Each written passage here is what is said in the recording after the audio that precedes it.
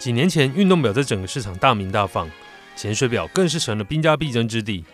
虽然Titoni梅花表是直到前阵子才推出他们近代第一款潜水表，但一推出就获得高度讨论，甚至在台湾还造成供不应求的盛况。是什么原因让它一推出就这么夯呢？今天我们来一探究竟。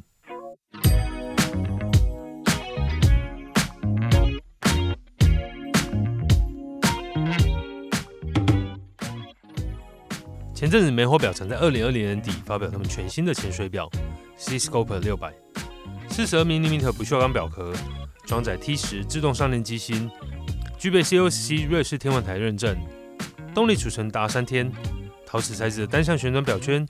专业潜水表必备的排氦气阀，加上为潜水员使用需求打造的快调带扣装置，以及高达600米的防水深度。在目前市面上这么多潜水表里头，这样的数据规格完全是高标的表现。Seascope 600在初登场也一次带来3种不同选择：黑面、蓝面以及双金配色的款式，都是很好搭、好卖的颜色。Seascope 600的账面数字与规格已经是目前这个极具的潜水表里头集大成的作品，但比起数据，有一些细节是我觉得它更吸引人的地方。首先，它的面盘做得相当好，带点漆面的质感，指针的反光跟导引都非常利落，陶瓷表圈的颜色饱和度很扎实，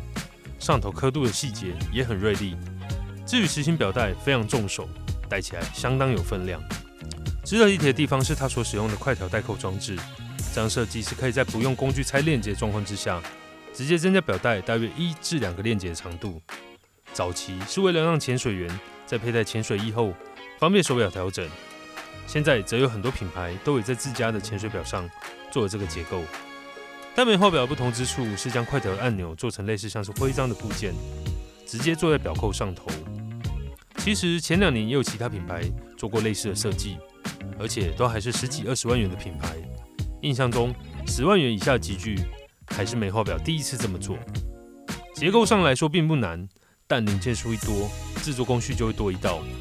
而且最重要的还是这个快调按钮的质感以及操作的爽度，绝对是传统样式所无法比拟的。另一个卖点是里头装载 T10 机芯，这是梅花表在2019年发表的自制机芯，通过 COSC 认证，配备长效动能之外，比起同样机芯还要来得更薄一些。而在 Seascope 600这个款式上，最厉害的地方，它还做了舷窗造型的透明厚体盖，让人能够看到机芯的运作。老实说，能够看到范围并不大，但要知道，它可是通过防水600米规格的潜水表，绝大部分都会做实心底盖，因此 Seascope 600有做透明底盖，可以说是相当加分的一点。有很长一段时间，消费者对梅花表的印象不外乎就是传统，甚至给人有些老气的形象，而且在市场上的声量也比较小。不讳言，梅花表品牌力确实比较薄弱，但它绝对还是表坛中的名门正派，是目前瑞士表中少数仍有家族经营的品牌。尤其在2019年，品牌迈入创立100周年之后，除了推出自制机芯，产品的设计也与时俱进。从一开始的 LA1919 100周年系列，到后来主打复刻风格的传承系列，以及现在最新的 Seascope 600潜水表，都能看到梅花表努力改头换面，脱胎换骨。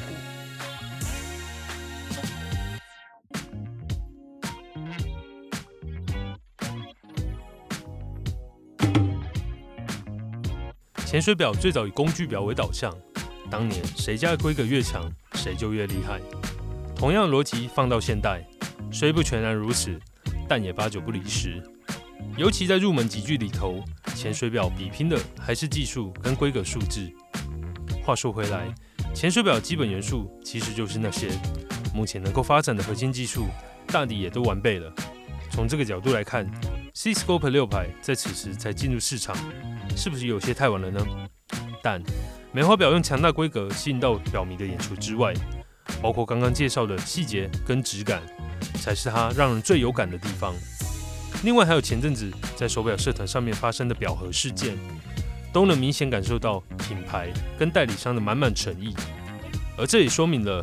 即便不是在潮流的第一波浪头上，只要用心做，还是能后发先至，获得玩家们的青睐。